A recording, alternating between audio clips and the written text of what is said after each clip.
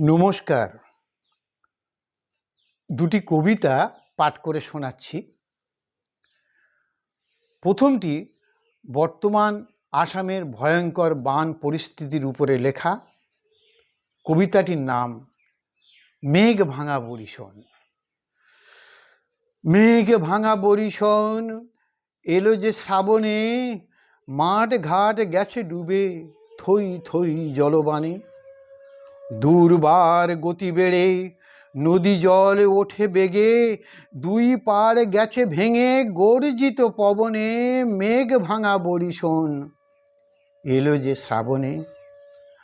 হাহাকার চারিধার, কোথাও ঠাঁই নাহি আর, বাঁচাবে কে বা কাহার, নিমেষেই সব সাবার।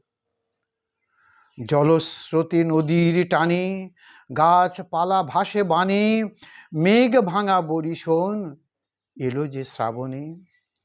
বিদ্যুৎ গর্জনে ভয় ওঠে জনপ্রাণে, কি বা আছে কার সাধনে, দৈবের দোষে মনে।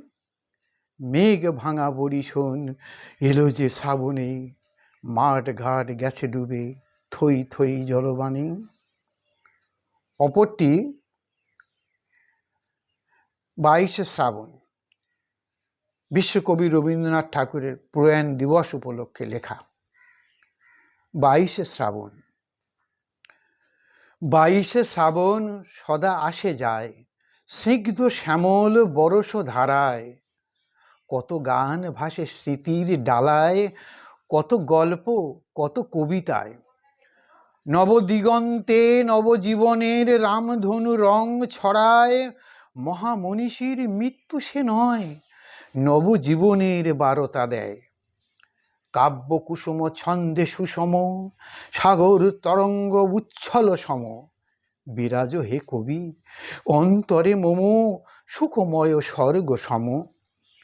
বিশ্বকবি উদয় যে রবি, আদি অনন্ত স্বামী।